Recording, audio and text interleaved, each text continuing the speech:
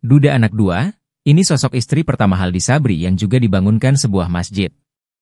Sosok suami baru Irish Bella, Haldi Sabri, berhasil menarik perhatian netizen terutama mengenai latar belakangnya. Ternyata, Haldi Sabri sebelumnya juga sudah pernah menikah, sama seperti Irish Bella.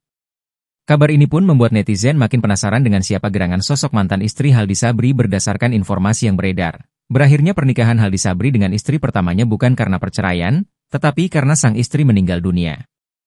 Diketahui, Haldi Sabri resmi mempersunting mantan istri Amarzoni, Irish Bella. Mantan istri Amarzoni itu menikahi duda dua anak, Sabtu, 19 Oktober 2024. Selain duda dua anak, suami baru Irish Bella ini seorang pengusaha kaya raya yang berasal dari Aceh. Mas kawin yang diberikan pun tak main-main, yakni sebuah masjid. Fakta ini diungkap pengacara Amarzoni, Abdullah Emile Umar Alamudi. Dikutip dari tayangan YouTube Happy News, Sabtu, 19 Oktober 2024, dia mengaku tahu siapa suami Irish Bella. Suami baru Ibel itu seorang pengusaha cukup terkenal yang bergerak di bidang alat kesehatan.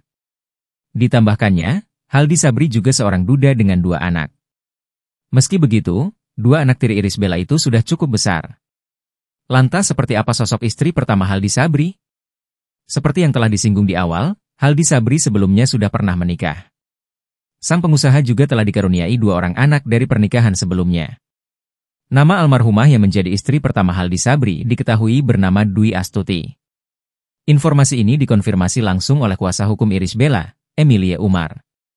Namun, diketahui mantan istri Haldi Sabri telah meninggal dunia. Haldi Sabri juga disebut-sebut membangun masjid untuk almarhumah sang istri di Desa Suaklokan, Labuhan Haji Barat, Aceh Selatan. Masjid bernama Al-Ikhlas Dwi Astuti itu diresmikan pada 2 Juni 2024.